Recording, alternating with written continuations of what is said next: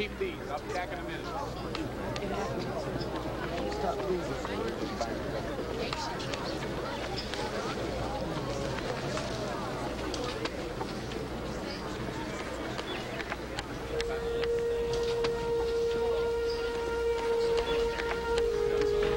Amanda?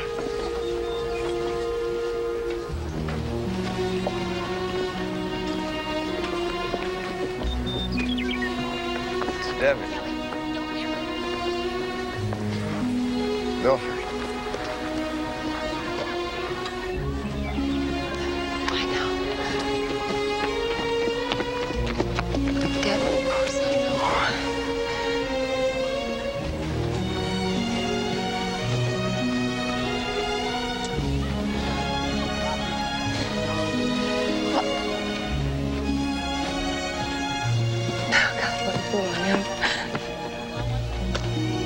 I was gonna ask you how you are. Just like you did in high school. I recognized your hair. The way you hold your head, walking with that little girl.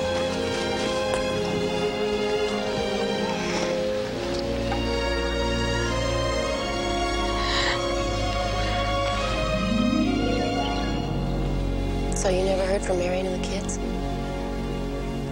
Nothing? Only the divorce papers.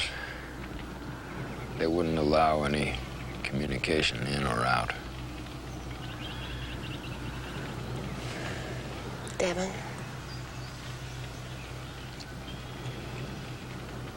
Does it matter to you what happened to them?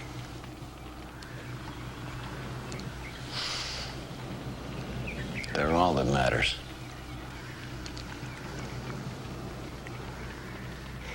Well, then why are you here?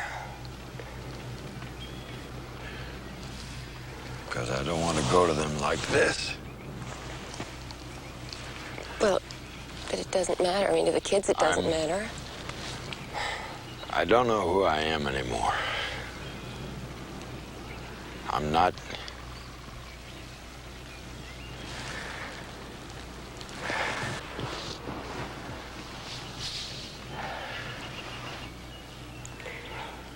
Devin, let people help you.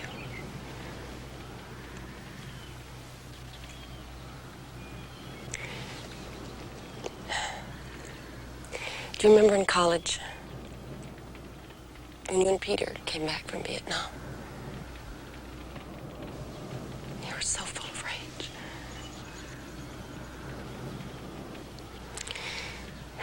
See, I always thought you'd be the man I'd end up with.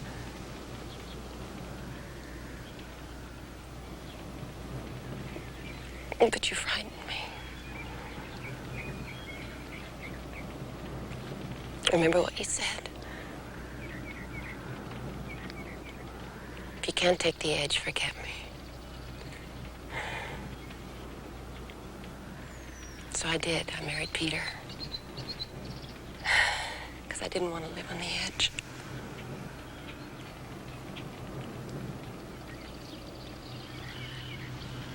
But I can't avoid it anymore.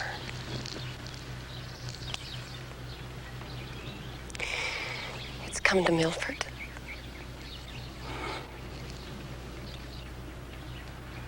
I don't have a choice anymore. And after everything you've been through, you don't either.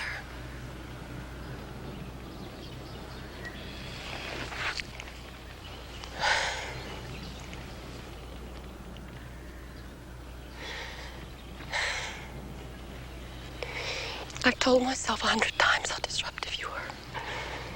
Always stirring things up. Never satisfied. That there must be something wrong with you. I was glad I didn't love you.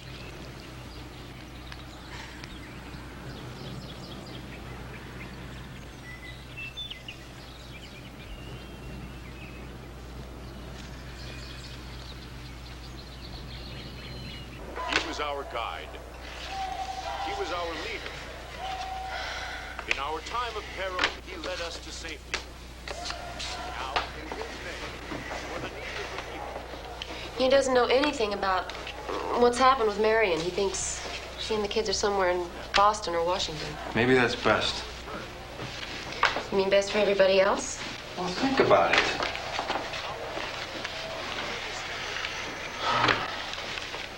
A lobotomized Devin Milford's better than an active, troublemaking Devin Milford, right? That's right.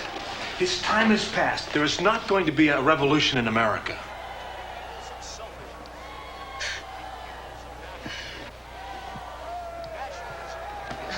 I can't believe I'm hearing you say this. Think you made the wrong choice?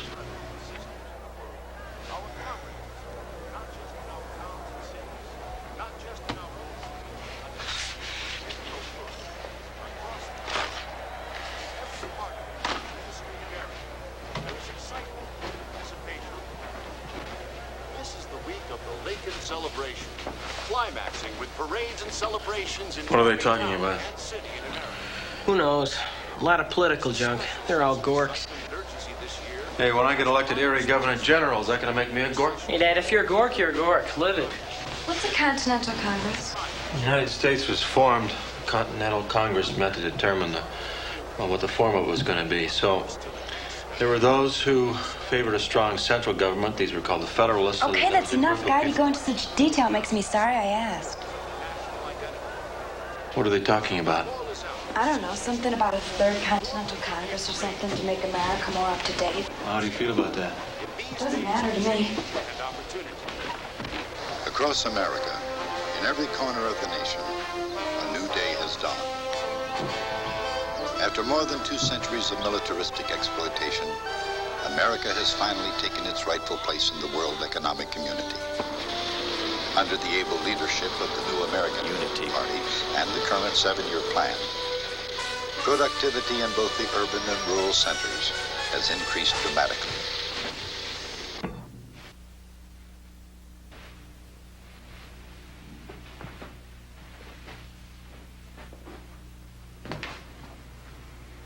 Doesn't matter to me. Are you ever sorry you took one of the areas? Instead of what? The overview here with me of the planning stuff in the Kremlin. Sometimes there's more work to be done at the end of the tentacle. Generals are not made governing occupied areas. If I were here, would I be a general? You know, there's something faintly untrustworthy about a man who functions so smoothly in a foreign country.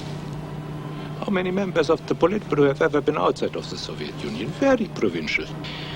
I myself am the object of suspicion. How can a fierce adversary like America be running so smoothly? I'm safe by Alaska. You told me Alaska was a disaster. But it is clear. We tie up 10 divisions, but they are fighting. We are fighting. That's very clear.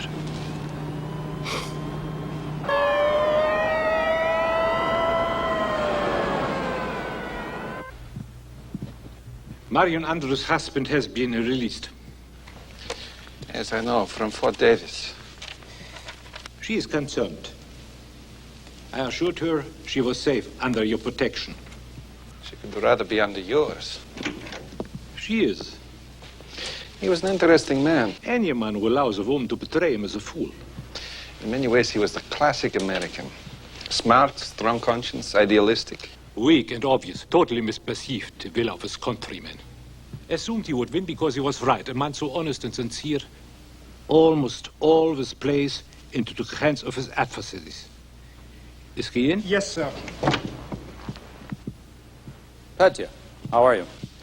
Mr. President, you know Andrei Denisov, advisor to the Central area. Of course, doing a fine job out there. Thank you, Mr. President. What is the first reaction in Congress to the Third Continental Congress? Very positive. It's not going to be all smooth sailing, but in the main, it'll be all right. Very good, very good. Sorry to disturb you. I just wanted Andrei to say hello. Good. How long are you in town, Andrei? Oh, just a few days. Drop back before you go. I'd like to talk about the Central area. I was born in Jefferson, you know, Missouri. I know they're very proud of you in Missouri. Is that right? Well, that's good to know. I'll try and make it out there one of these days. Well, we'd put on a good show, sir. Drop back when Petch is through with you. I'll do that.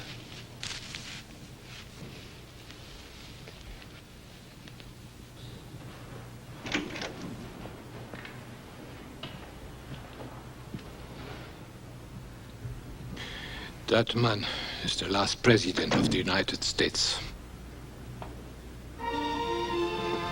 Ah, well, you farm people, I don't know, you're odd. Just land and loneliness. Must be in the genes. Most of my adult life I've been away from here. Somehow it always gave me strength just knowing whatever happened, the land was always there. Ach ja, very romantic. You sound like a Russian peasant. No, I like a different kind of life. I need people around me, laughing, fighting, loving, or even just sitting around, it doesn't matter. I want to be part of the community of men. Good old Homo sapien. We had a different experience.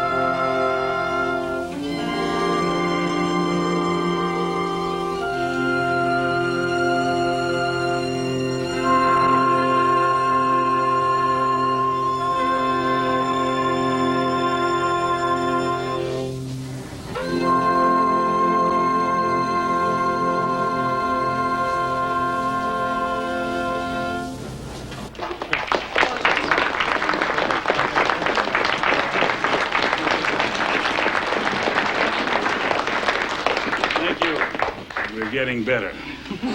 Or maybe you're just becoming accustomed to how bad we really are. While we've got a break here, let me introduce somebody. He's a new exile, and I'd like for you to make him feel a little at home, our version of the welcome wagon. This is someone whom I've never met, but who means a lot to me. Maybe to a lot of us. In a way, he's partially responsible for my being here. It was because of him that I rejected the policies of the new America. He awakened a feeling in me that was pretty dormant all my life. The feeling of being an American. Not just doing what I could for myself and for my family and paying my taxes, but realizing that it took more than that. Enough to land me here. I don't want to embarrass him or intrude upon his privacy, but he's here with us now. Well, let's welcome the former representative to the Congress of the United States from the state of Massachusetts, and the only real candidate for president in the 1988 elections, Devin Milford.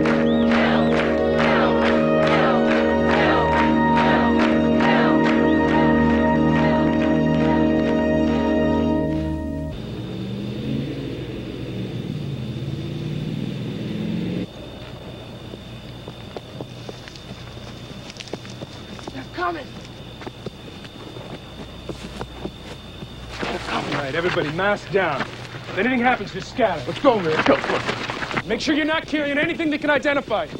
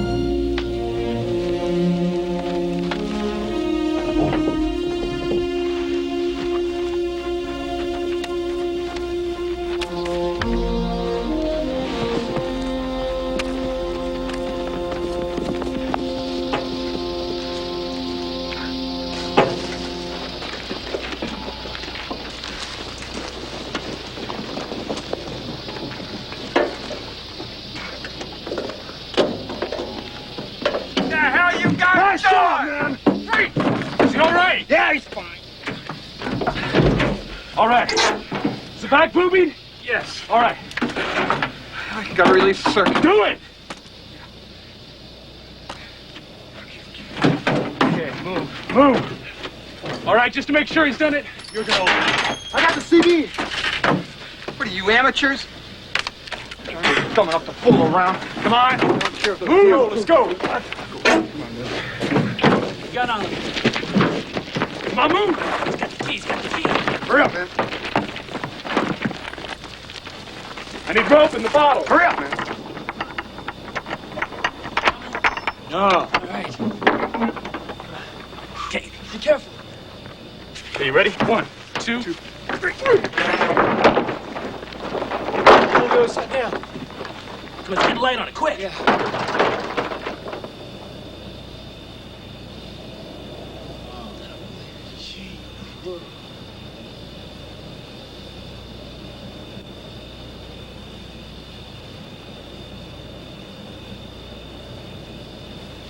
Take some of this stuff.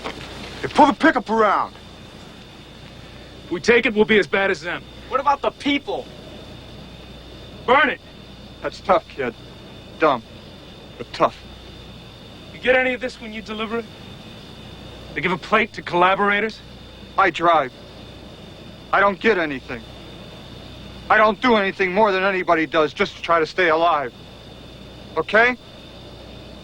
You want to kill me for driving? Screw you. I got a family. Hell, I don't even know if one of your guys is a kid of mine. John? Is John Dinger in here? It's me, your dad. punk's gonna kill me for feeding you. Real shame, man. There's nobody named John here. Now you better start running.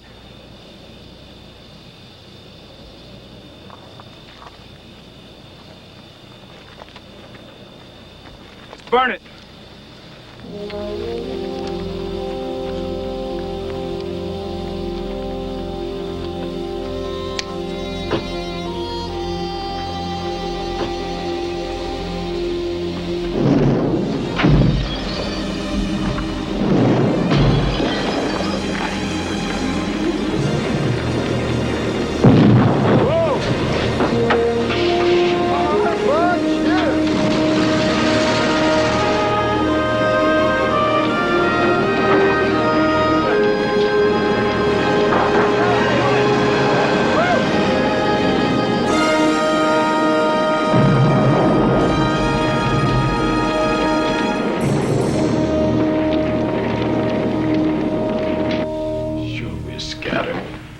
Dozens, must be hundreds of groups across the country, maybe even thousands. People trying to find a way, find something to do. And if resistance groups continue to do whatever they want or whatever they can, we will all be picked off. There'll be just dozens of groups. Bandit gangs, all right? People will end up begging for a full-fledged occupation. What do you want from me? I'm the one who failed. I stood up and went down, all by myself. Not true. There were hundreds of people around the country. I didn't see them. The Russians did, the party did, those building the new Amerika did. How in the hell do you think we got here? It doesn't matter. You're just gonna sit here and do nothing. You're not even going...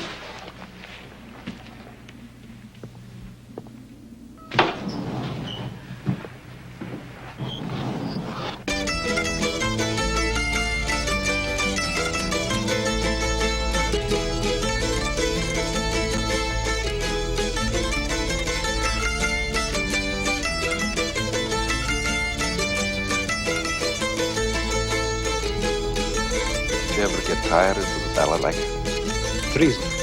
Getting tired of the balalaika's treason. Punishable by the firing squad. It's the best way. A lifetime of the balalaika, my God. Maybe, who knows, in a few years, we'll be learning Chinese music. Do you remember that class at the Institute? The meaning of decadent rock and roll. Conquer the West through rhythm and blues. Soon, my friend, we must remember that we are Russian. Our superiors see our hold on the world cracking. China, Africa. Did you know? There was a rebellion in Manchuria, our own Manchuria, last year.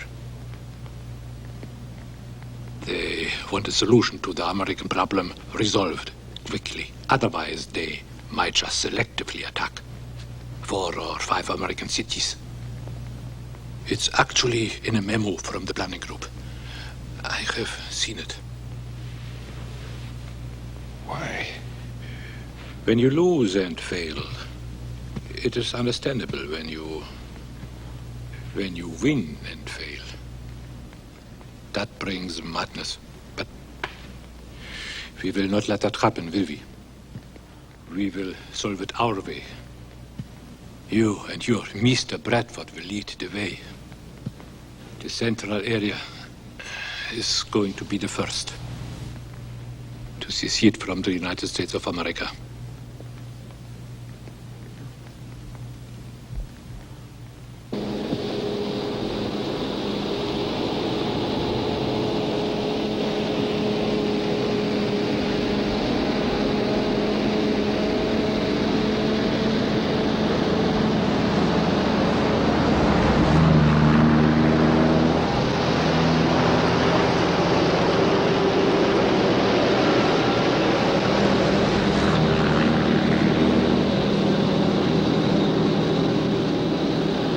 I think we can handle this.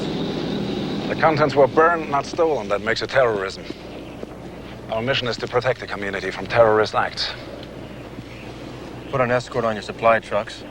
That should handle the problem. I'm sure it was a hit and run from outside the county.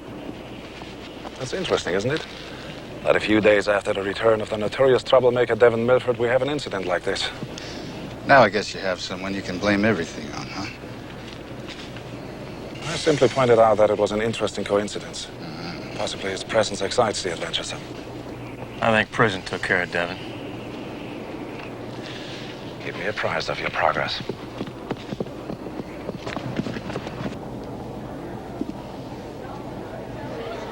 Why don't you tell him, Amanda? Peter thinks it would upset things. Oh. He doesn't want any trouble right now. Well, what am I supposed to tell him? I don't know. No, what am I supposed to No, tell I don't him? know. Well, what? That somehow Marion has ended up on top of things? That his two kids have become these wonderful party members? That he should really just stay in Milford and become a day laborer and forget about having a family? You know, he at least deserves to know.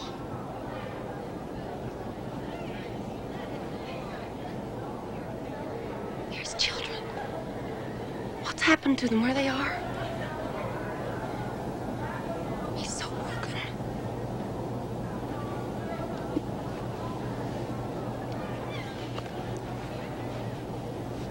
For 6 years, he sat in that prison camp, devastated that he may have hurt them. Yeah, well, I guess the joke's on him.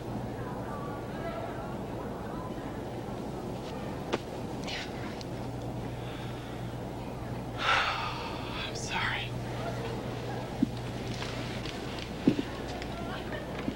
I guess my sensitivity level isn't what it used to be.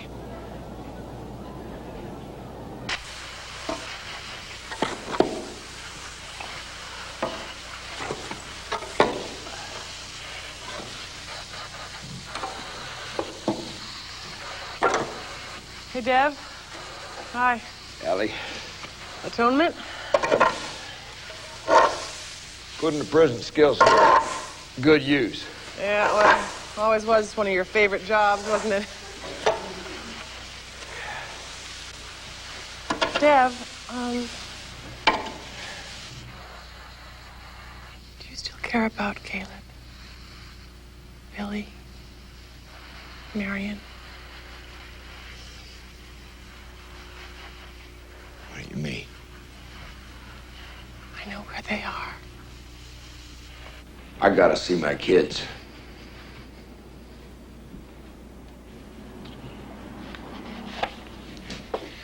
Read this. It's a condition of your parole. You're not to see Marion or the kids. No contact. Nothing.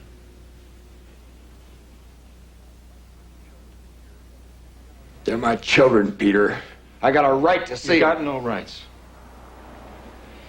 Don't you understand that? You're a political dissenter. You're an exile.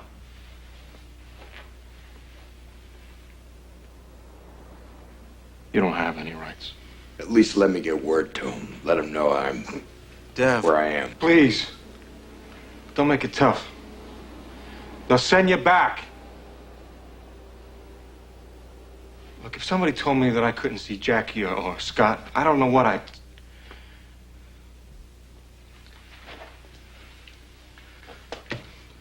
I'd tell them to...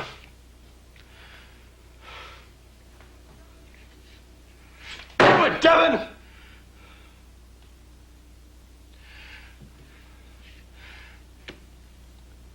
That's what I'm telling you. As far as you're concerned, they might as well be dead.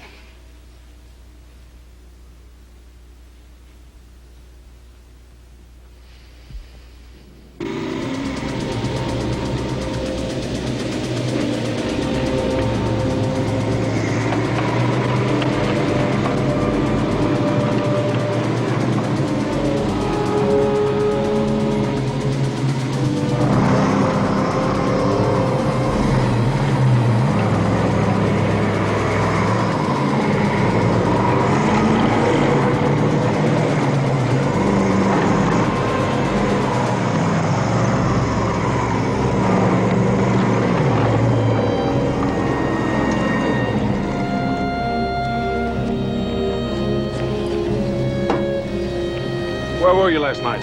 Here. What? You're under arrest.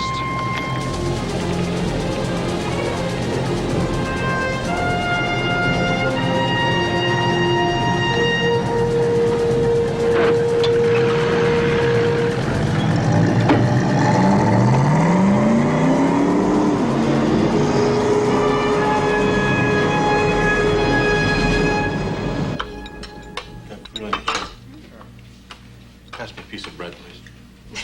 You look like bumblebees. School colors. This is really lame. Too bad we didn't move before this dumb parade. A little civic pride won't hurt you two guys. We go to Omaha, there's a great coach up there. Leon Henderson. Used to be power forward for the Bulls. Tell me 4 years area champs, 2 national. Got into some kind of political trouble, didn't he? Yeah, I don't know, shot off his mouth or something. But now he's coaching Omaha, junior pro. And that's my track. Honey, I think you should finish school. Mom, I want to play.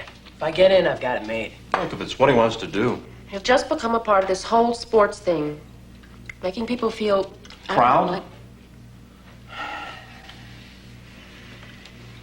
They use sports as a pacifier.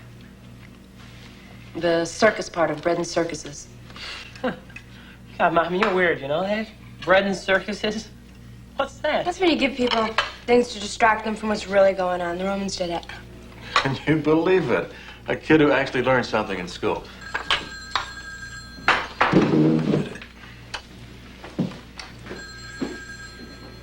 Hey, Ma, lighten up. You take things too seriously, you know? Listen, I'll be a big star and say, "Hi, Ma," when they show me on that net. I look forward to that. Andre Denisov, something's up. He wants me to meet him in Chicago day after tomorrow.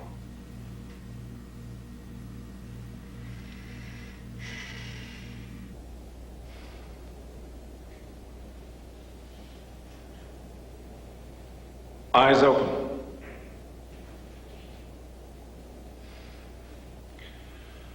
Apparently, it's not enough for you to be rehabilitated.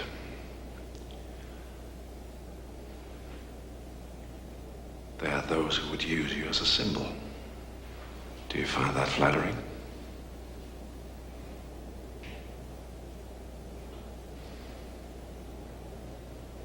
Is the light bothering you?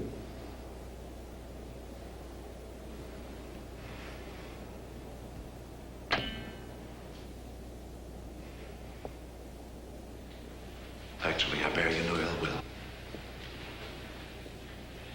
In fact, there's a certain sympathy I feel with you. So your sister.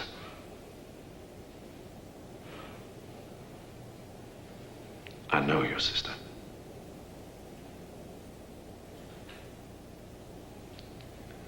Since you seem to have the potential to become a symbol, it is necessary for you to make a symbolic gesture. A public expression. Regret for the mistakes of your past. An appeal for what you have come to understand about a new America. The disadvantages of clinging to old ideas.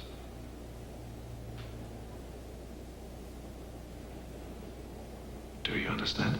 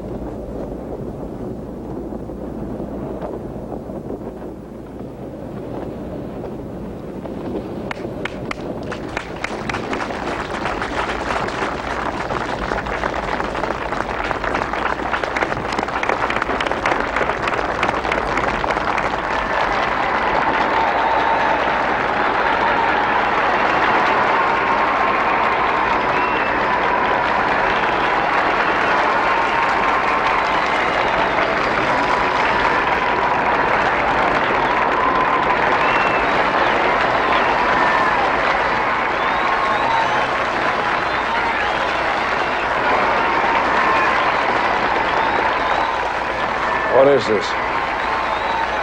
Sentiment. He must have had some contact with that even in East Germany.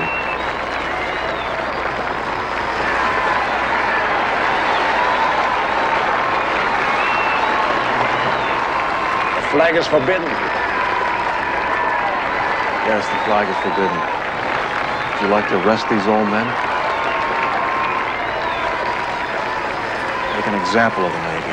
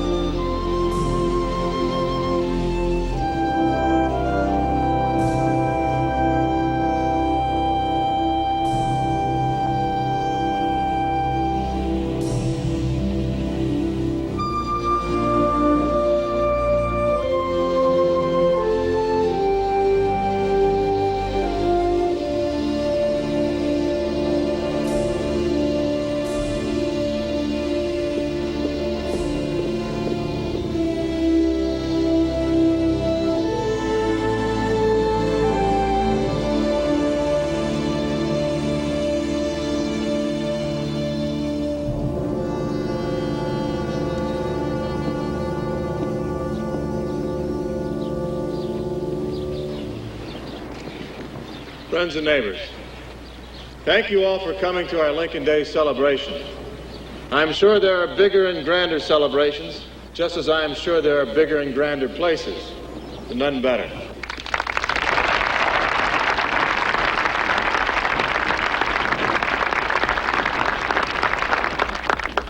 We live in unsettled times. I hope that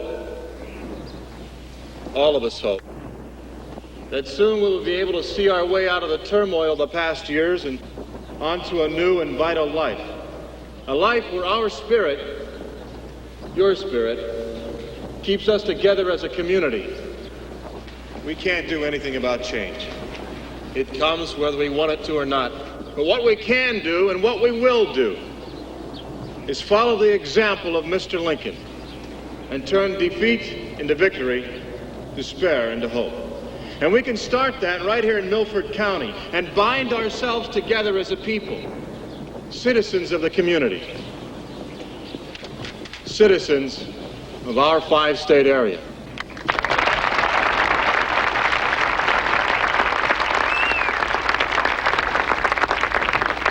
As is customary, I would like to invite the Milford Party Chairman, Mr. Herbert Lister, and Major Gertman, the commander of the Special Service Peacekeeping Unit, to say a word.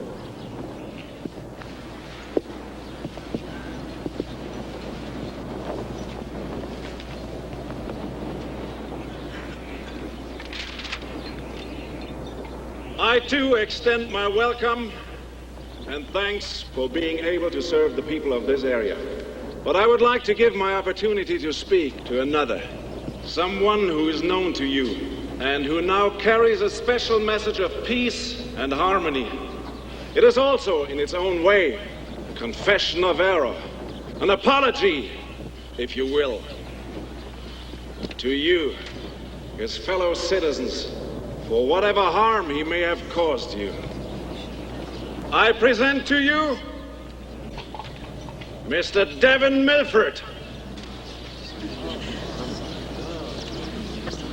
who has something to say to you.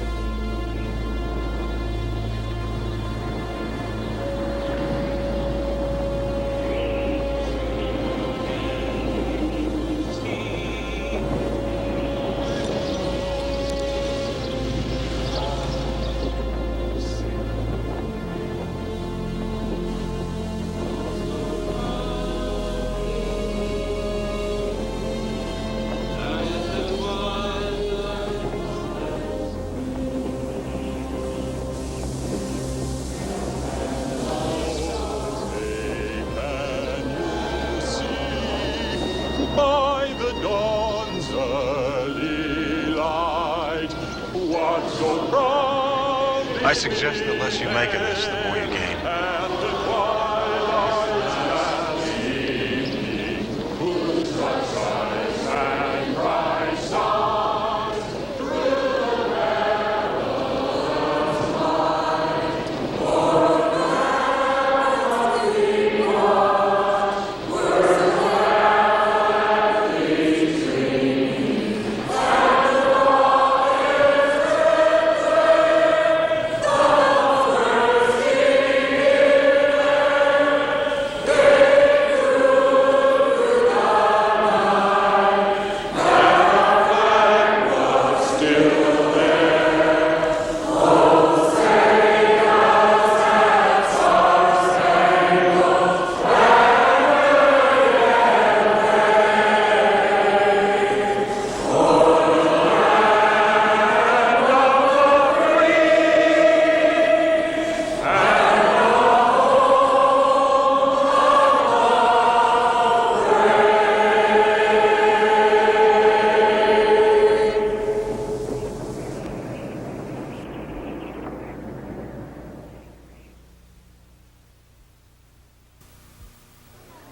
Try this. Should bring you up to at least 1982. Thanks. I don't know, it looks sort of Gandhi-esque to me, don't you think? Well, I mean, it might become popular. Oh, very popular. Many more days like today, and we all wind up wearing it. Well, I'll wait for the transition outside, okay?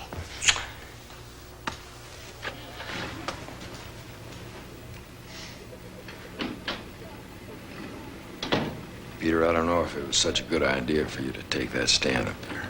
Yeah, well, I guess we don't pick them, do we? They just kind of pop up, and we either do something we're proud of or wish we could crawl under a rock. Oh, anyway, thanks.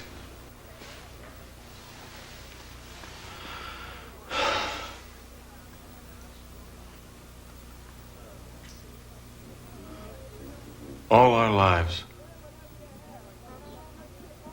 when we were kids, especially after we came back from Vietnam, you always thought I took the easy way out. No, we were friends, and you never said it in a mean way or with malice, but funny thing is, I sort of took your word for it. For a long time, that's what I thought I was doing, too. Hell, you were a Milford, and you had all that going for you. Against you. Privilege. Responsibility.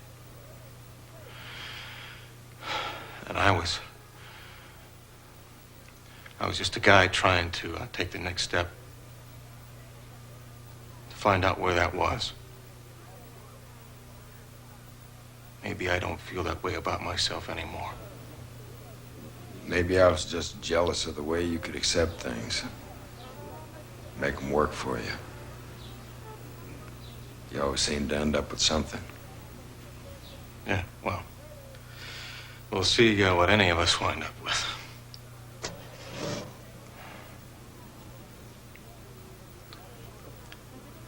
I would like for us to stay friends.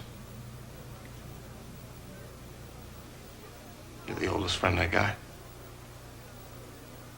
I'd hate to lose that.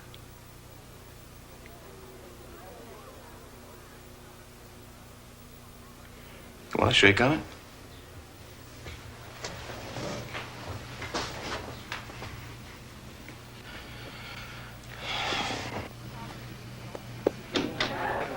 There you are, Devin. Devin, we were so proud of you. Oh, it's worth talking to you. Oh, made me cry. A lot of guts to stand up that much. Peter, that was a wonderful Thank you. speech. Hey, Scotty, how you doing? You ready for some ice cream? Yeah? I am. Say hi to your How you doing, Mort? Hello, Dad. Oh, yeah. Well, he got a little tired, so he went on home. He looked great in his uniform, didn't he? Say hi to your dad.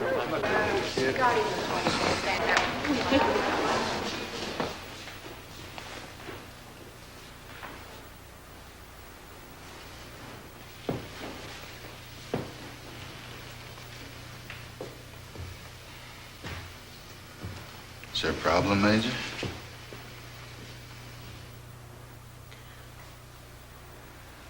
This has nothing to do with you.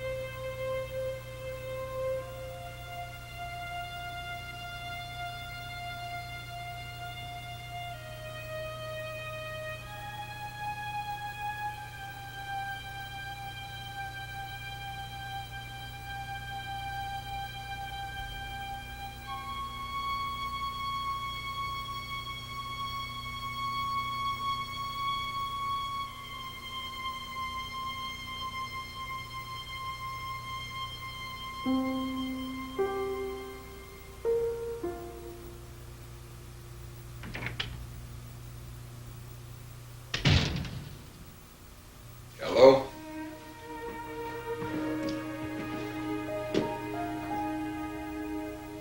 Dad?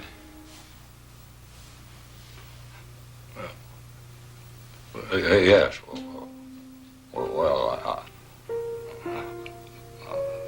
I was wondering if Lahti did come in.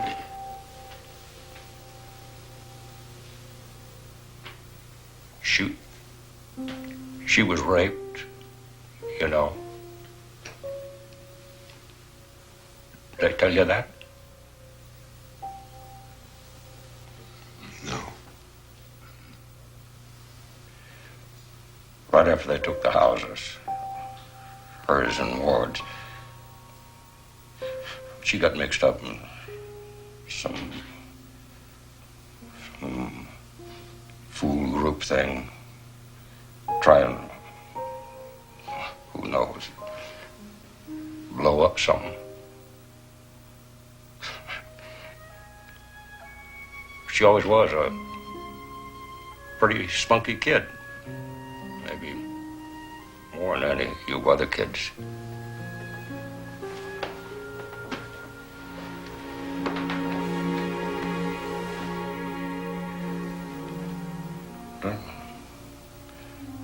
It doesn't explain to me why she's still going out there. Does that make any sense to you? I don't know. Oh. Funny. Oh. Some parents are sometimes partial to one kid or another. I always thought. Dad, it's all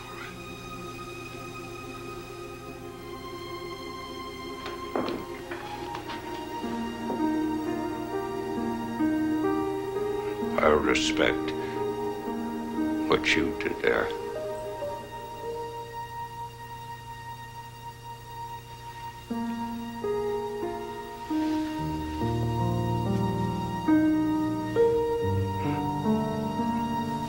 Wanted you to know that. Yeah. As far as I'm concerned, there's no sense you being down by the creek there like some one of them damn squatters.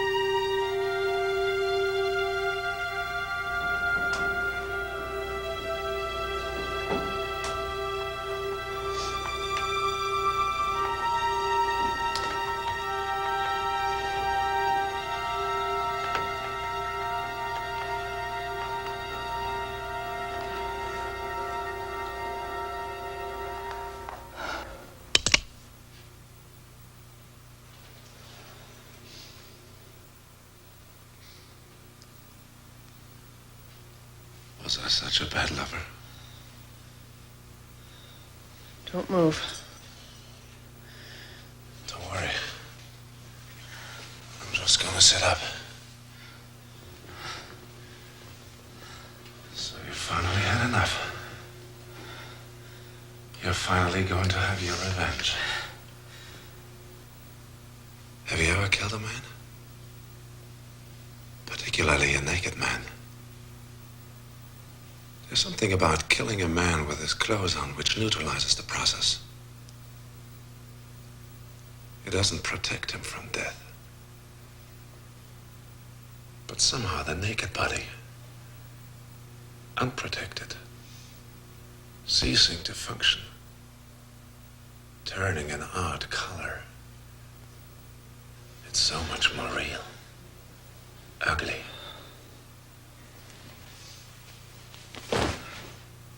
Here I am. This monster who has dominated you.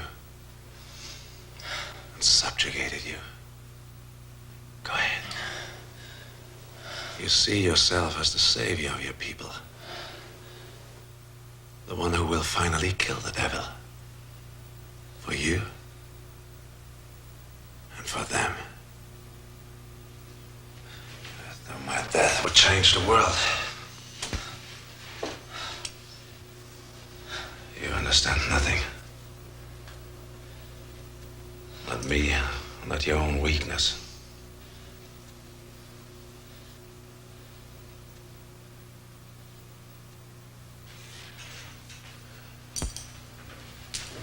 You need me. You hate me, but you need me.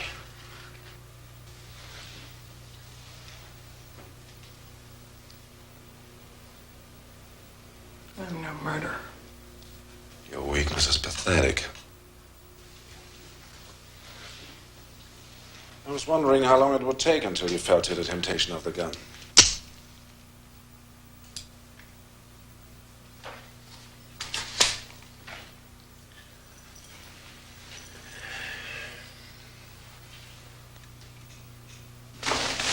You're not coming back to bed?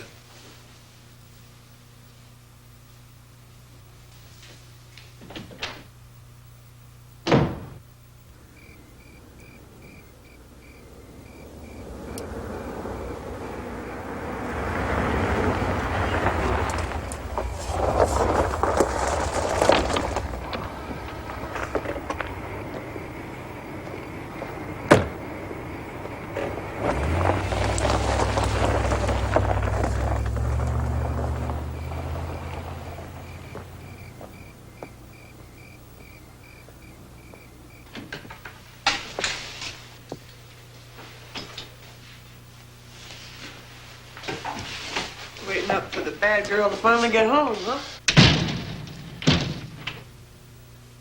Ellie, I'm sorry.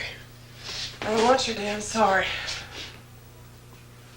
I know. I don't want your pity, your understanding, or your forgiveness. It's my fault. Oh, good, good. That'll do it. That'll let me sleep a lot better. Fine, a little sadism from the bad guys. Why not some from the good guys? Don't take this all alone.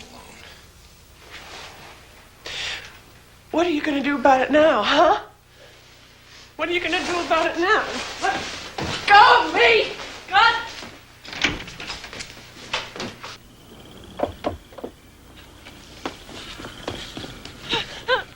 No! Let go! No! Let go of me! No! No! No! No!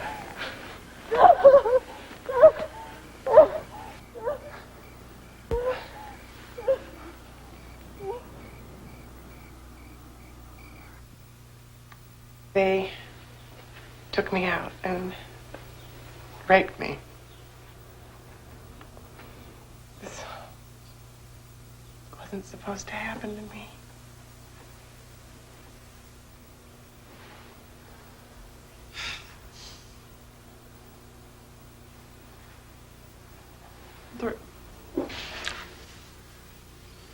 You don't have to tell me. Yes, I do. I do. I have to.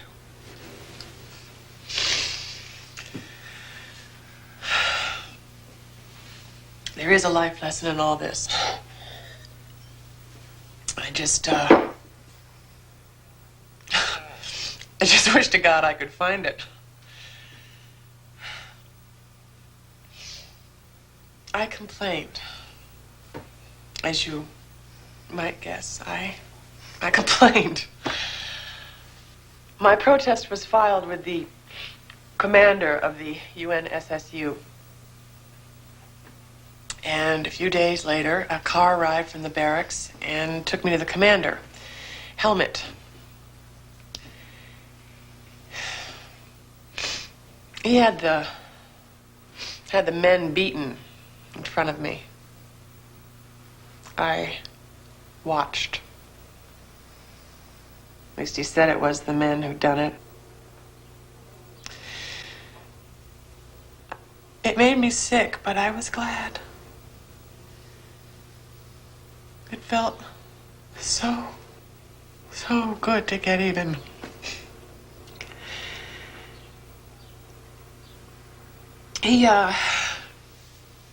He invited me to dinner in his quarters.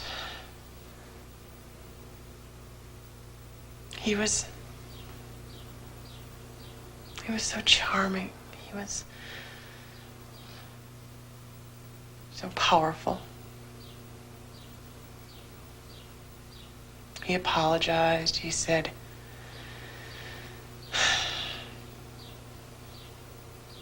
that I was still beautiful. That the men hadn't damaged me. But I was. And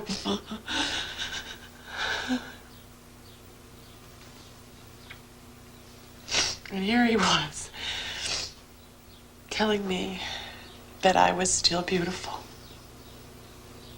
That I was still special.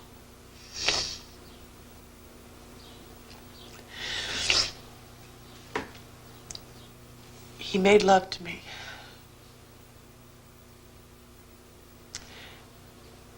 I let him.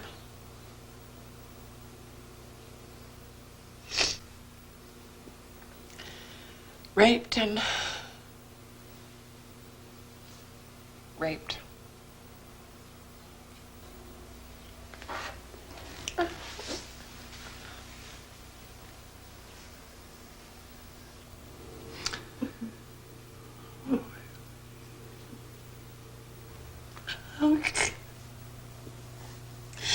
How can I hate him so much? Who he is, what he's doing here, everything, and still be so afraid that he won't want me.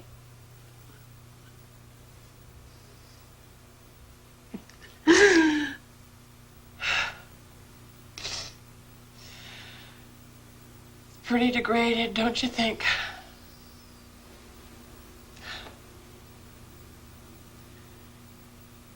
You have all these ideas about how strong you'll be, how you'll live up to these great expectations of yourself. And then you end up just doing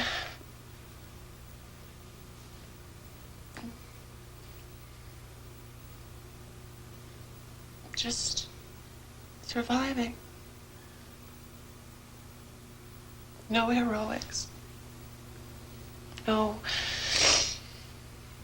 strength of character.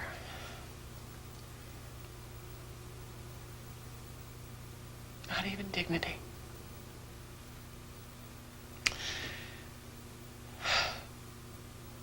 Just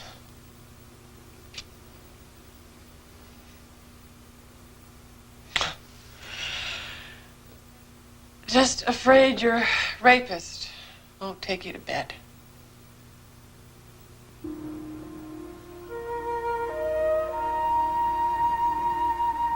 Don't you sometimes wonder if our ancestors ever wanted to give up? If they thought they were living and dying for something? I bet they didn't ask the question very often. They just lived and believed.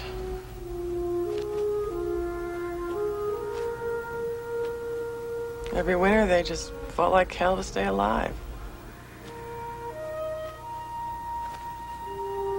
Do you remember in Great-Grandpa's journals when he talked about being out of wood and family all huddled together?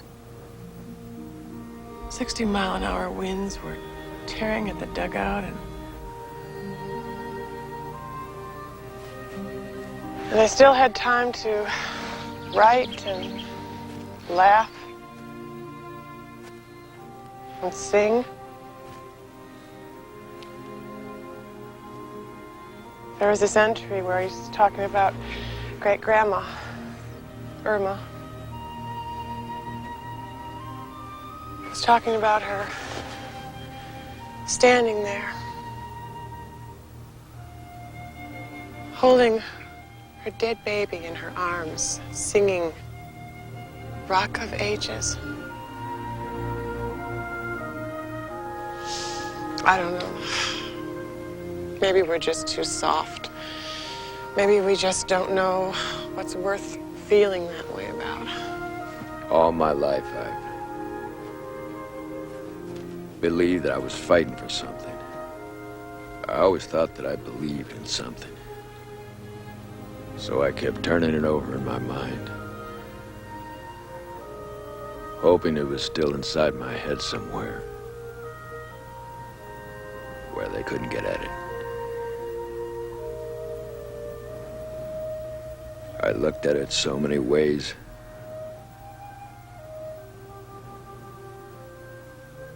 Finally, it meant nothing. It meant nothing. Living, dying, courage, cowardice. They lose their meaning if there's no choice. You always believed that you could make that choice, right? You always believed, had faith in giving people the chance to make that choice. They can't have taken that away from you. When I ran for president, it wasn't just me I lost faith in. I lost faith in everybody. Nobody wanted to risk anything for anybody else. Everybody afraid they were going to lose what they had. They knew it was bad. They were just afraid it'd get worse. That's all they lived for things not to get worse. I don't care about everybody else. You can't just do nothing. You can't believe that the lives of your children mean nothing. It's not in your blood. It's not in your character.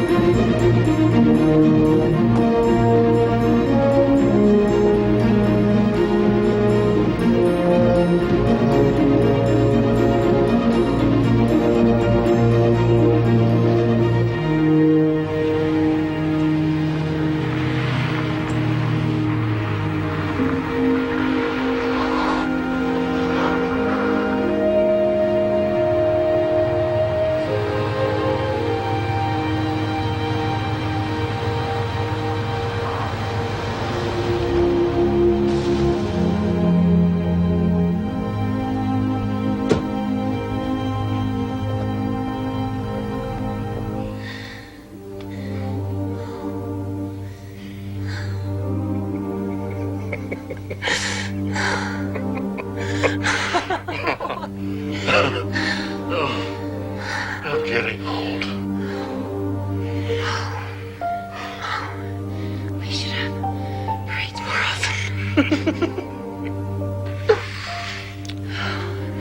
When was the last time you woke me up like that?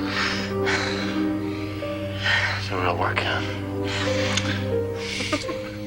Always romantic.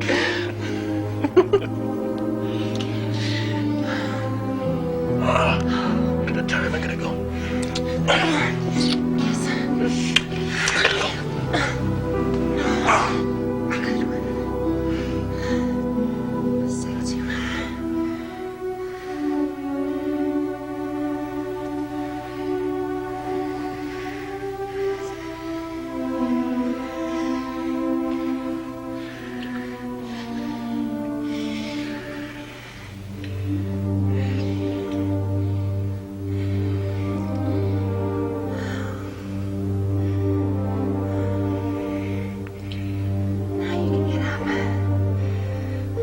Thank you very much. You made me out for our lake.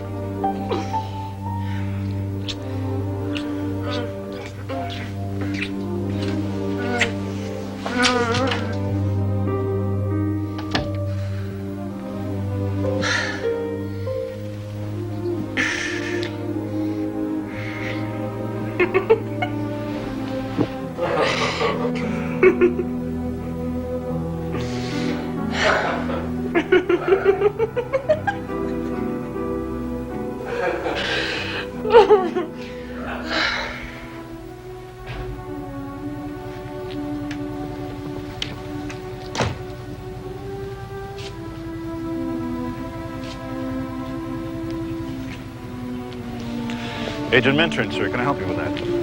Sure.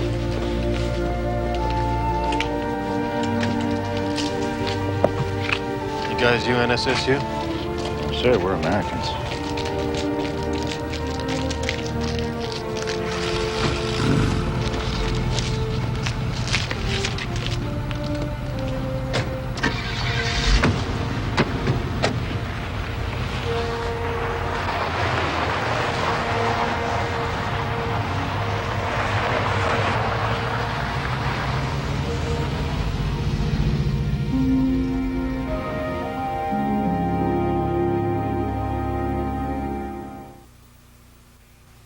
The committee is met with respect to the horrendous invasion of the town by the exiles during the Lincoln Day celebration, and there is some concern as to what action you intend to take. There seems little to be done. Well, they broke the curfew, violated the terms of their exile. They are back in the camp. Yeah, well, the committee wants to know what action you intend to take. Without the cooperation of the local officials, we are helpless to act. Unless there's a clear threat to the community. It's clearly the committee feels that it's a very real danger to the community. Who knows when they might decide to violate the curfew again. We are afraid that a bad example has been set, not only for the exiles, but for certain elements in the town. Look, if you allow all controls to slip, well, who knows what might happen. I might agree with you, but I'm helpless to act. Somebody better tell your superiors there's a problem here. And in our next report to the Area Advisory Committee, we're going to have to discuss accountability. Accountability.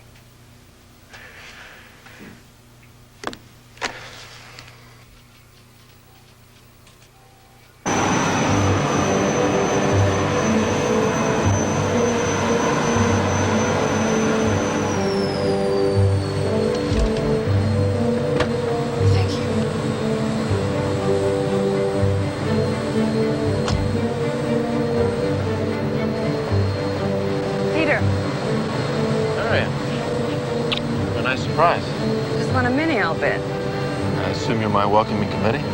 Well, actually not. I'm coming with you. I thought I'd arrived. Life's full of surprises, isn't it? Just tell me one thing. Why the VIP treatment for someone who's only been nominated for an office that doesn't yet exist? And where are the other nominees? Obviously not coming, which should lead you to some inescapable conclusions. Doesn't mean I understand it.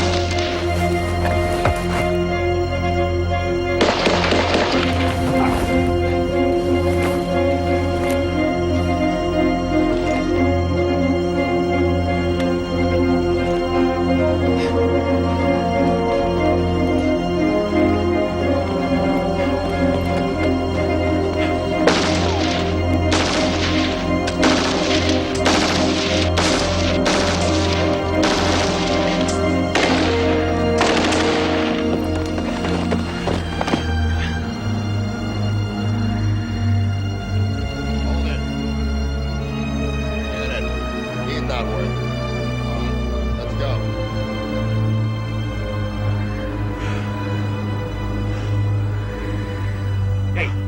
Hey, come on over here.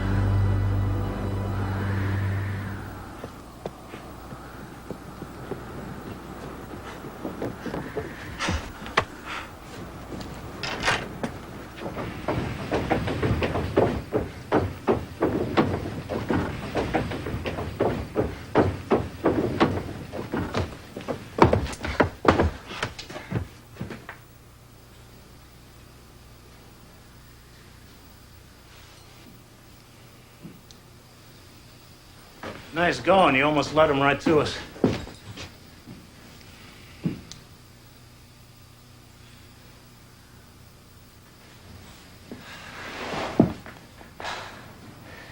You're lucky it was a border guard.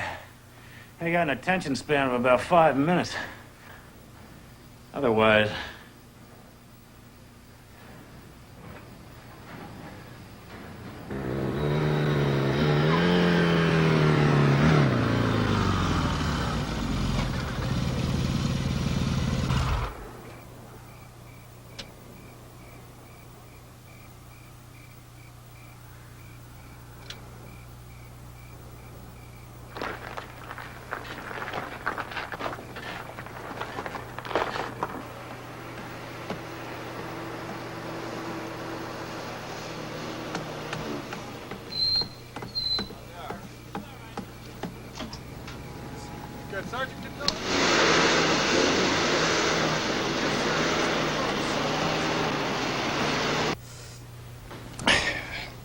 Ladies and gentlemen, in Russia, where, as most of you know, I come from, we have a saying. Actually, we have a saying for practically everything. It is, of course, untranslatable, but it is something like this. Make of an adversary a friend, and together you will plant a field. Make of him a slave, and you cannot bury him enough times. Unfortunately, we do not always follow our old sayings. However, here we would like to speed the steps for us, to return to our own country, leaving behind us friends. Tonight we have a man who will help us to do that more quickly. I would like to propose a toast to the first Governor General of the Central Administrative Area, Mr. Peter Bradford. Cheers. Cheers. Cheers.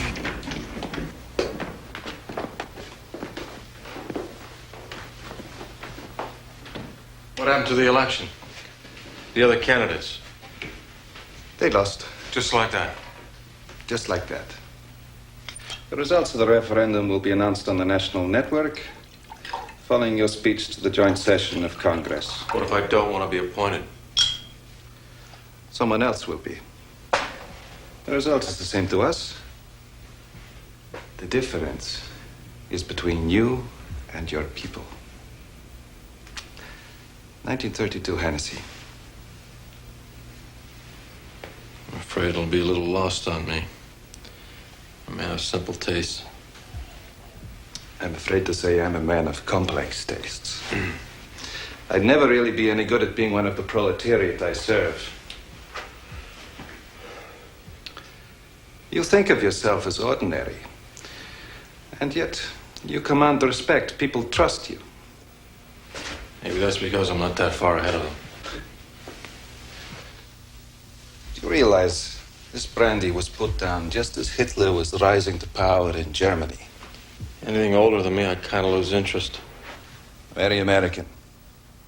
You're not intrigued by the gyrations of history? A capitalist and a communist drinking a brandy from the time of fascism's greatest power. Think of it. At this very time, that other great fascist, Stalin, was, under the guise of socialism, murdering millions and imprisoning millions more. I'm partial to this year.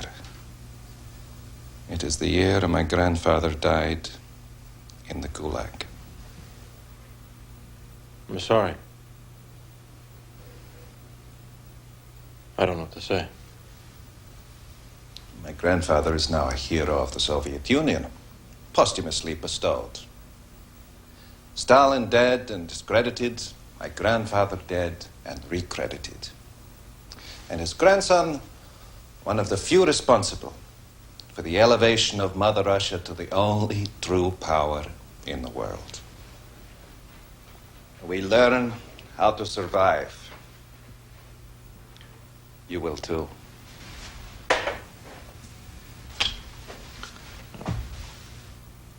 Never completely trust a man who will not get drunk with you.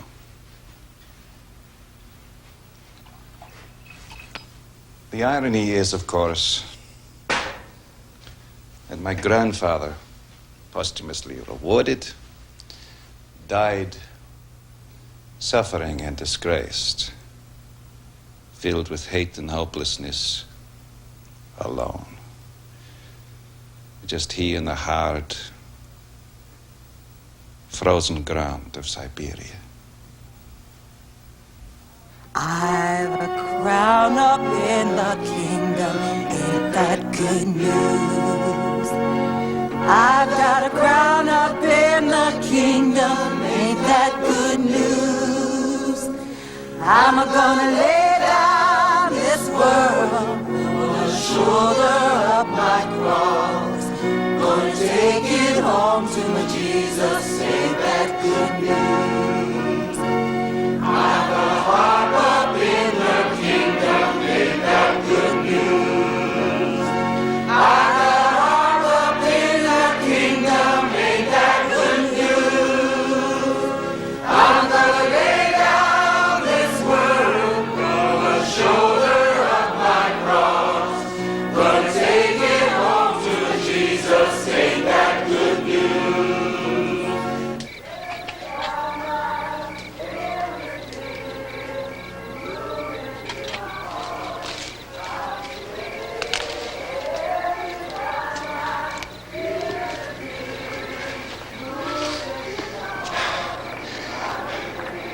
Pit stop.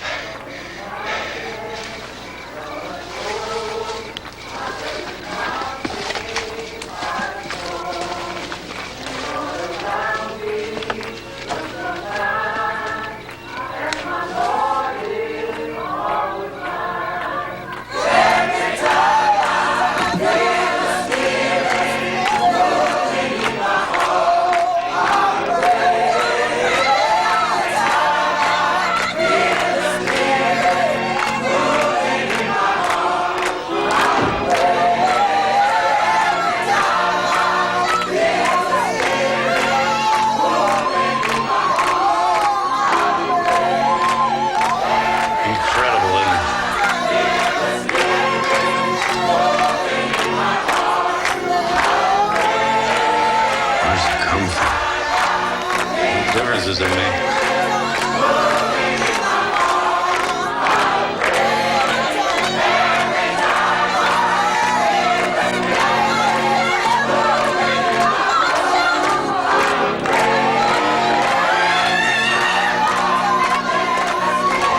If I could find that. You know, that was what was so wonderful to me about America. For all your flaws, you had such spirit. Maybe you weren't so different after all.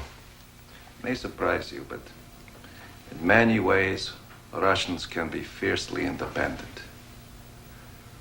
But our system, 75 years of socialism, has produced a people who wish to be led, who wish the government to tell them what is right and what is wrong. They rely on the government to keep in check their baser instincts, their selfishness, their greed, so they no longer have to make those judgments themselves. Oh, they still have those base instincts, but they come out in destructive ways. Like the behavior of the repressed children. Isn't it funny? For you, it is the bad behavior of spoiled children. For us, the bad behavior of repressed children. The thing about spoiled children is they never know they're spoiled. Until it is too late. For us, just the simple fact that if we could neutralize America and take our proper place in the world, the communist man would emerge. So, now we control most of the world, and we don't have enough competent people to run it. We're failing, because our system has produced the people who don't understand the idea of choice. They can't make an independent decision. Always, everything must be checked to the next level and then the next, until finally it's safely within the government. You know, the only virtue we still have as a people is a kind of madness, of a frenzy for living life. We love passionately. We love those we're close to irrationally. We love our country. Not the USSR, but Russia, our homeland. And, of course, this has been very effective in keeping people in line, whether under the Tsar or the Politburo. How did you win? In some ways, it's more than you had. You had political freedom, but you lost your passion. You'd become embarrassed of passion, of feeling strongly about anything.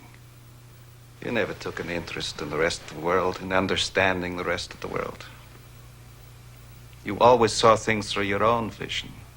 You wanted things to be right, by which you meant moral and democratic and your own way. So, when you found yourself the most powerful country in the world, the only clear policy you could agree on was being anti-communist, and with such a simplistic viewpoint, you began to miss the point of a lot of what was going on in the world. People who looked to America as an example for their own aspirations found themselves opposed by you because we supported them. One of the ways we were able to usurp the United Nations was because when the nations of the world, rightly or wrongly, began to perceive you as the problem, you gave up. You took your ball and you went home. When there was a conflict in the world, you either reacted as a strong man bending backwards for fear of offending someone, or suddenly thrashing about wildly in some futile and foolish attempt to prove you were not weak. So ultimately, you found yourselves alone. Feared, envied, hated. How could we not win? What lure would be enough for you to betray your country? You ask. I will tell you honestly. This once.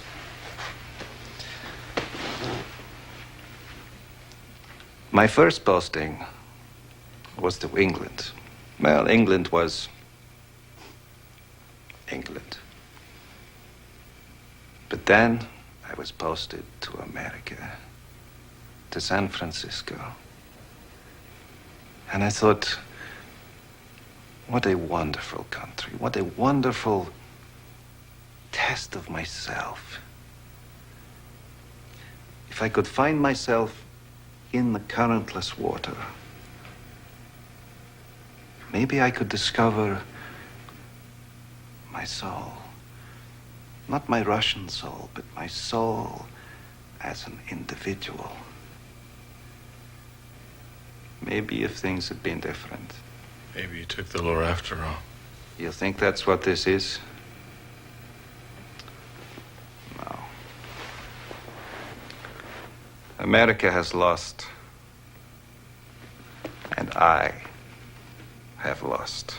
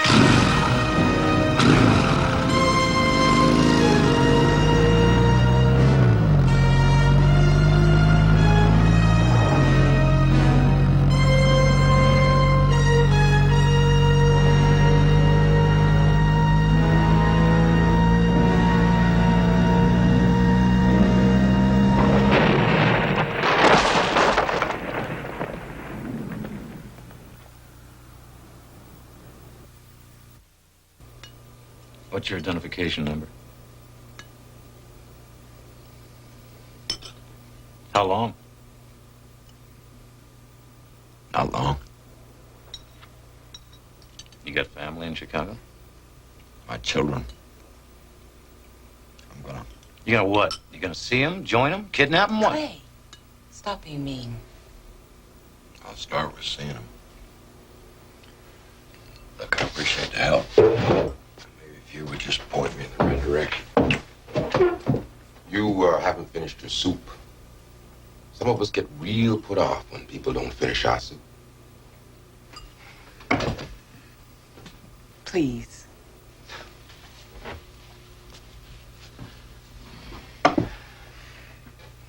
You're on the Underground Railroad, one of the oldest railroads in America. Same place as slaves used when they were escaping the South. Goes everywhere, all directions. People started running, and the railroad got resurrected. The Lord works in mysterious ways. What he's trying to say is that we can get you to Chicago a whole lot faster and safer than you can get there on your own, if at all. I'd appreciate that. Devin Milford. I've just been sitting here trying to figure why you look so familiar. I'm sorry, it's a mistake people make sometimes. That's too bad. Because I'd sure like to shake that man's hand someday. What if I were to tell you that I know somebody in Chicago who could find Devin Milford's kids for him? Now, would that interest you at all?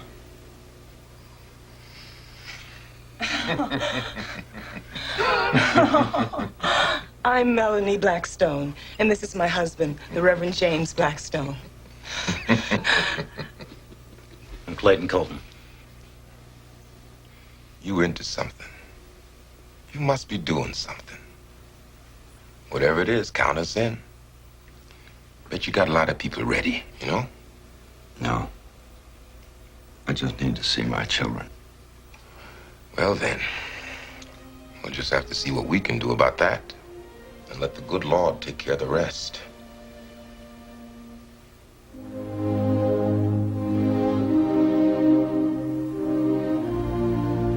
You haven't told him that I'm to be his deputy. Not yet. Fine print. Soon our ability to help you will be limited. You'll have to survive on your own.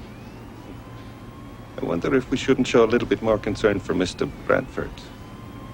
Well, it's nice to have your respect, Andre. I wouldn't bet against her, Andre. She is a woman who loves a combat. Too dangerous for me. Well, aren't we fortunate we all want the same thing? Yes, power. The power to make a better world. Yes, a better world. Power is like sex. We surround our lust with the vocabulary of love, but at the end, maybe it is simply lust after all. You didn't tell me about this little detail. It is nothing. I think Marion has her own agenda. I don't trust her. And we do not trust you. To be precise, the Soviet Union, General Semenov, doesn't trust that you are the right man for the job. You are not a party man. To them, that means you are uncontrollable and thus untrustworthy.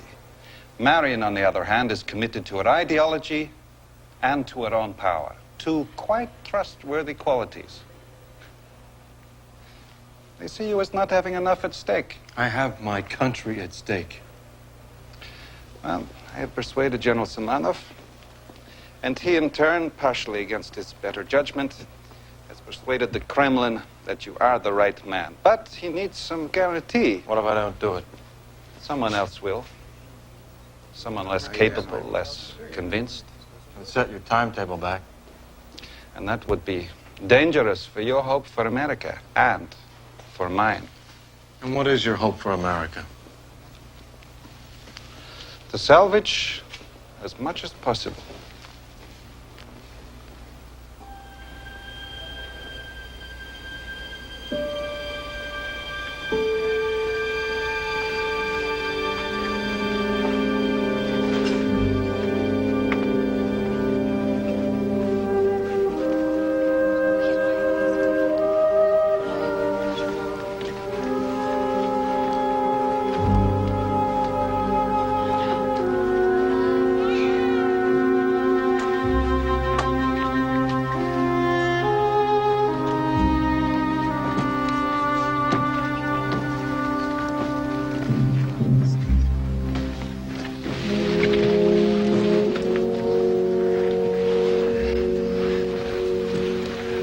American volunteers.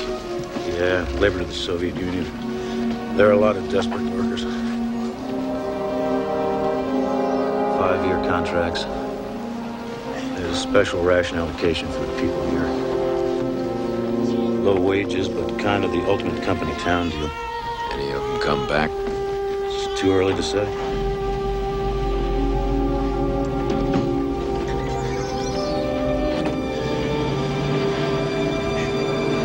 They make it sound good the way they present it. Something to do with your skills. They've given up on America. Haven't you?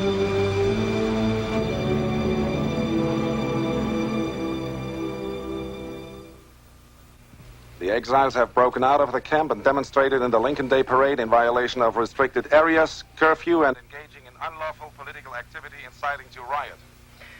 What is the status? There's rampant insubordination. They are defiant. And if the situation is permitted to continue, we will lose control, not just of the exiles, but the entire area. The authority of the unit must be maintained. I wish to conduct a disciplinary reprisal against the camp. Colonel Denisov will not authorize an action like that. Something has to be done. You are authorized, under your standing orders, to take whatever measures you deem necessary to prevent the rebellion. You are suggesting I do what is necessary to stop this insurrection. You must do whatever you feel is necessary under your basic responsibilities. Yes, sir.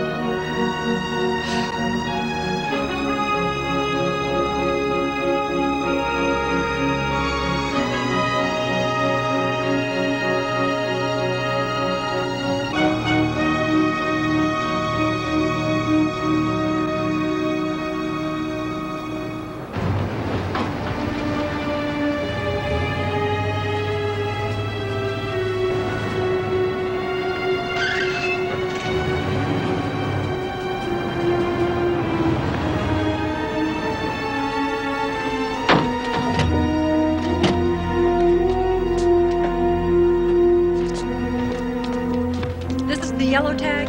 Yeah, from the border. Hold it. He's got to be cleared. Why the hell do they have to bring him all the way in here? Easy, easy. Somebody want to sign me off on this? You'll have to wait.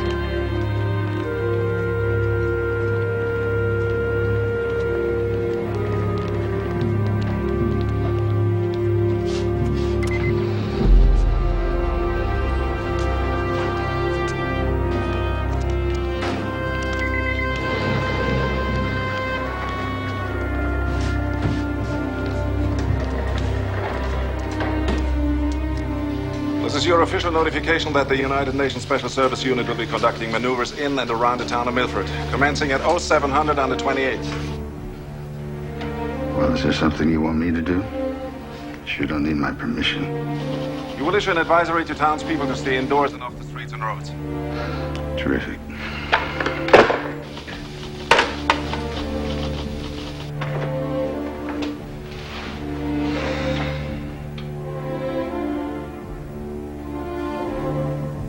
He had no choice. I suppose when one becomes president, one has a tendency to justify a predecessor. A way of ensuring whoever follows some tolerance of your decisions, right or wrong. He saved a nuclear holocaust. In my opinion, the way he handled the transition of power, he saved thousands of lives, maybe millions, in what would have been futile resistance. How can anyone know that? How could he have not given us a chance? You had a chance. I had a chance. We all had chances. Have you ever been to the Middle East, Mr. Bradford? No. For hundreds of years, the ordinary person, the trader, the person trying to survive, has learned not to approach his problems directly, assemble. Seemed to support one thing, and next the exact opposite. All because that was the means of survival in the place that fate had them placed in. They were born, make love, have children, are well off or poor, and die, much in the same way as free men. Next comes freedom is within each of us. In a way it is. This is not an issue of freedom, but survival. I know you don't like me. You see me as a stooge, a collaborator. I'm not a party member.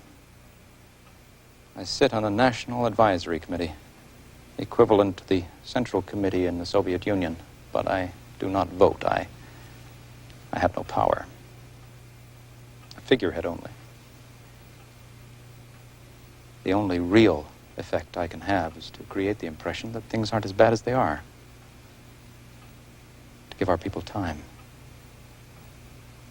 The opportunity to survive. I guess I just never realized I'd gone so far. We had lost so much control. Totalitarianism doesn't need armies. It only needs to control a couple of things. The media and the ability to dispense privilege to some and withhold it from others. And of course, a weak and divided people helps. I don't think I can do it. It's a little late for second thoughts. I had some illusion I could help bring it back. I believe you can do something. Something finally good for the people of your area. Possibly for everyone. But it will require a lot of compromise. You may even learn to be a Middle Eastern traitor.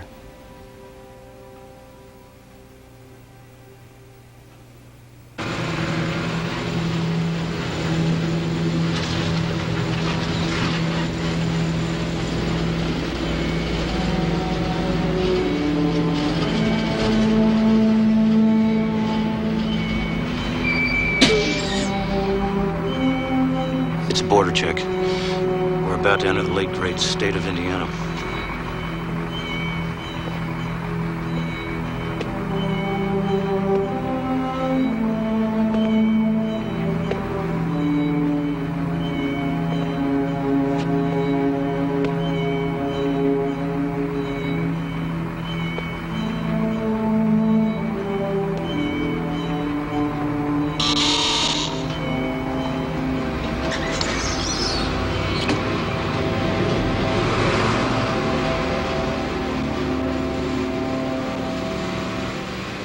Been to the industrial area recently? Not recently. You're in for a treat. Used to be America's muscle. Steel, aluminum, autos, rubber. Now most everything's closed down. They wanted a country which didn't have a productive capacity.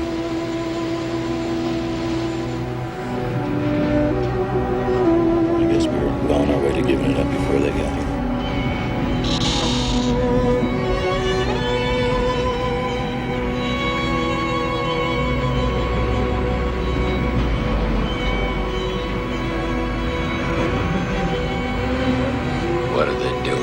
Trying to get across.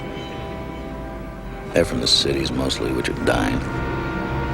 Plans are all but down. Some of them are limping along. They're allowed out? For most of them, this is it. They'll never get permission to cross. They'll just hang around. Some of them will drift back to wherever it was they came from. American refugees.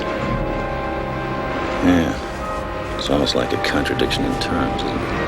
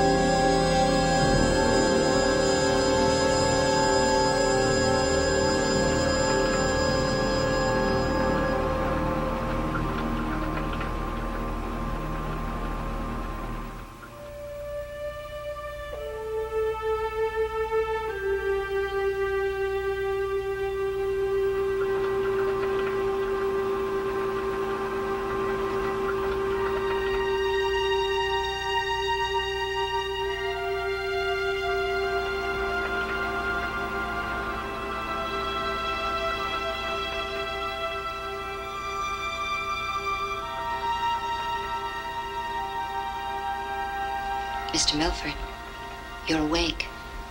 He's in an 80% physical block. My name is Helen, Justin. I'm your doctor, or at least one of them. You've had a scary time. You were blown up. Nearly killed yourself. What? Is anything? No. Everything's intact.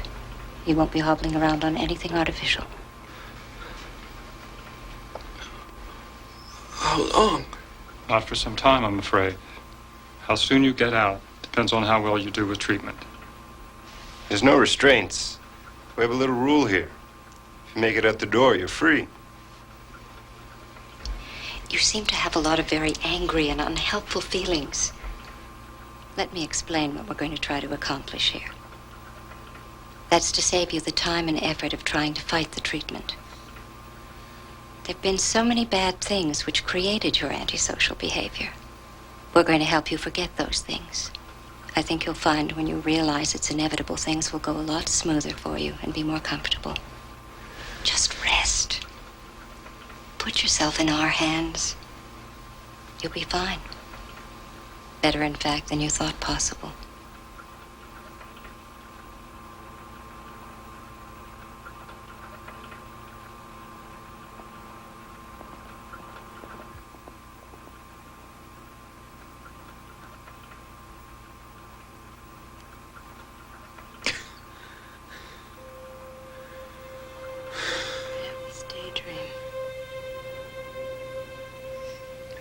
Back.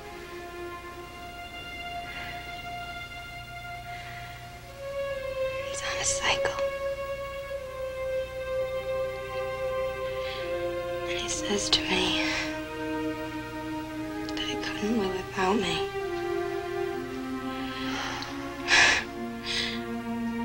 He says that no matter what, he'll take care of me.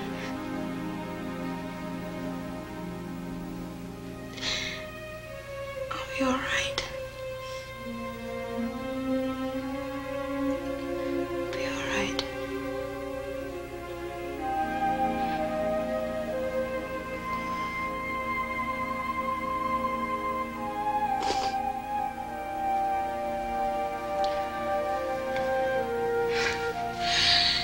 I didn't go with them. Well, I don't think either of you were ready. You don't know, Mom. You have Daddy.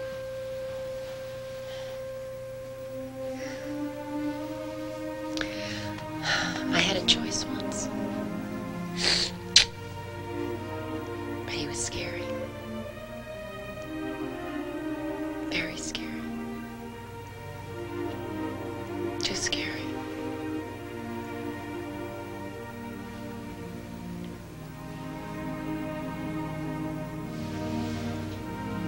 I'm very glad I married your father. What a bonus I would have missed.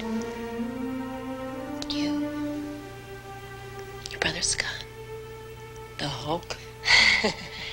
You could have skipped that.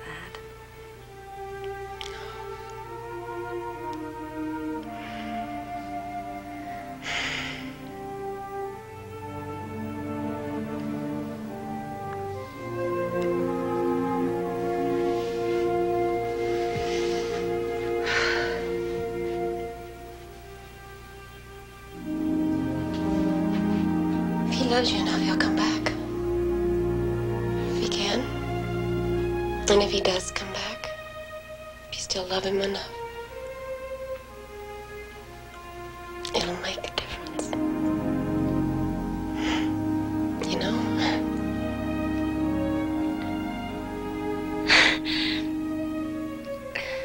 Mom, you're supposed to be cheering me up.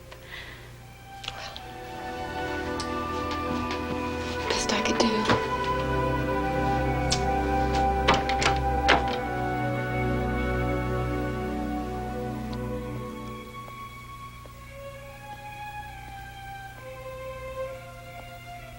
My dearest Amanda, I'm writing to you now because I can't reach you, talk to you. It's become second nature to me to have you part of everything I felt or did. decisions I made.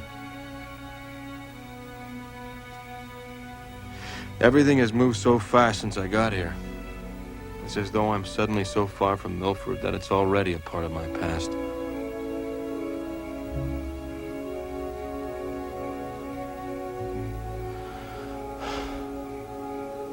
Maybe I should tell you about the president. What a sad man. But somehow there's something noble in the humiliation he has carried for us all. Maybe that's a greater service than leading an army into battle. Who knows? I wonder about myself. The choices I suddenly have. What if they're the wrong ones? What struck me is that I'm about to become a part of a system which some future generation is going to rebel against. I'll be hated by people I don't even know, who don't understand why something was done. Just as all the kids growing up now don't have any idea of the difference between the symbol of Abraham Lincoln and what he actually stood for. You can't look at those eyes and not think of what being an American has meant. Now there's an end to it. Soon there will be no America. It will be history. Quickly lost and distorted like Mr. Lincoln himself. I don't know. I think of Jackie and Scott. We wanted to protect them. Maybe we were trying not to infect them with our ideas which seemed to have gone so wrong.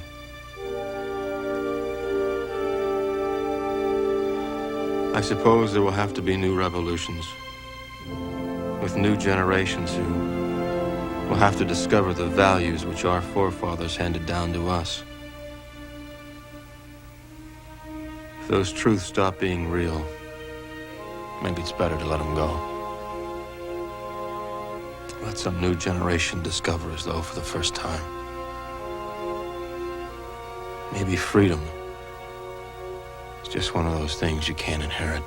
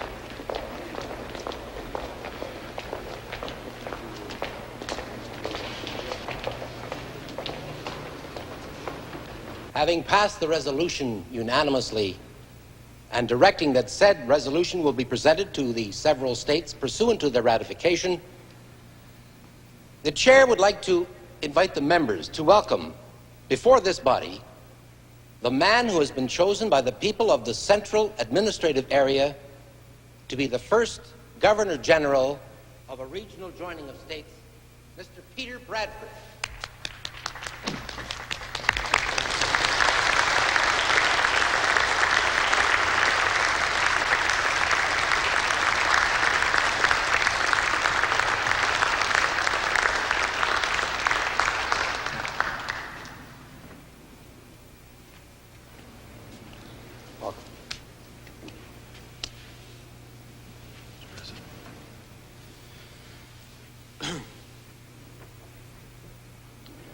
Speaker, Mr. President, Mr. Vice President, members of Congress, I come before you today with a great sense of humility. Never expected to be here.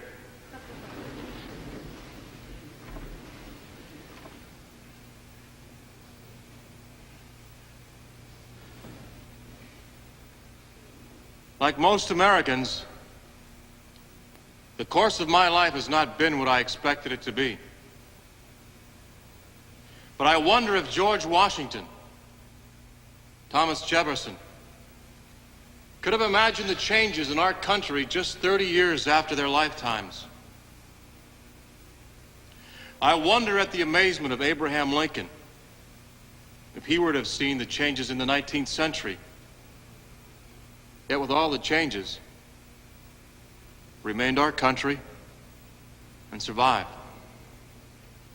Today we are facing changes which some of us find abhorrent, others hopeful.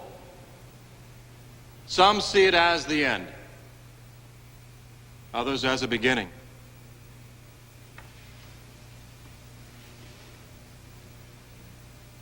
I come from a part of the country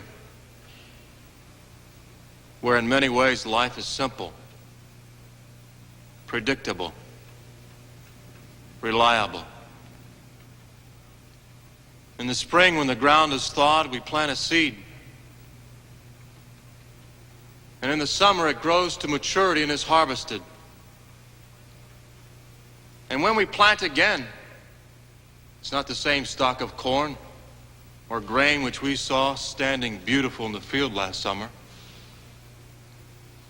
But the seed is the same.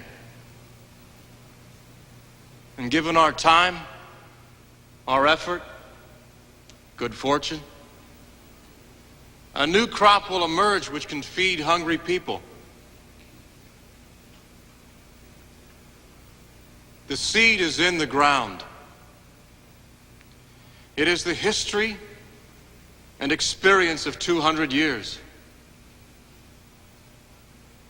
I promise you I will give it my faith and my life. With the help of the people of my area, the heartland of this country, we will see a bountiful harvest.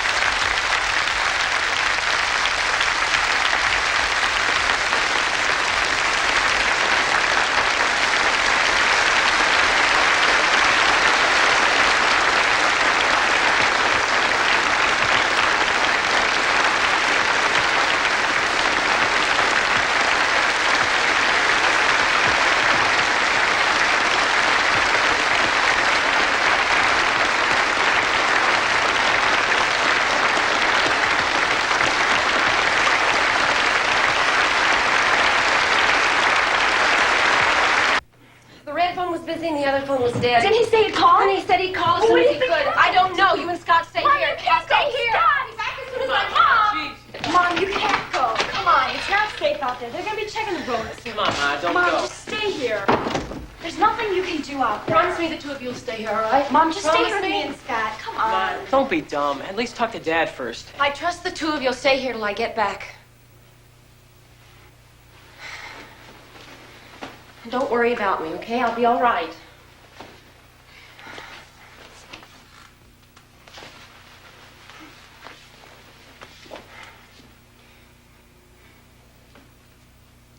I hate to ask a 16-year-old to kiss his mother.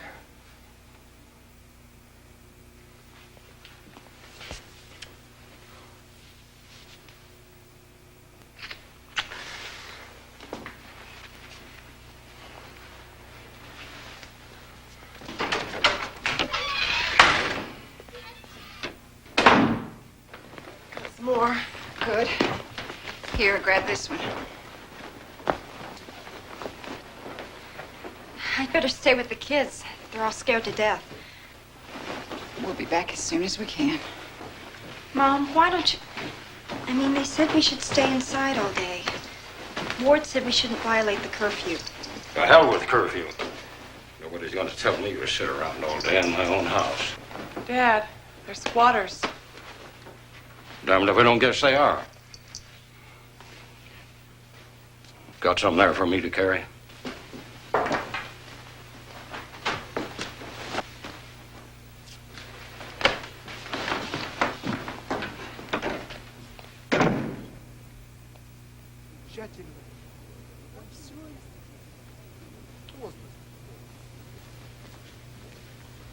On your call to Milford, sir, Yes. there seems to be some problem. What? Line's down. Was something wrong? There is no indication.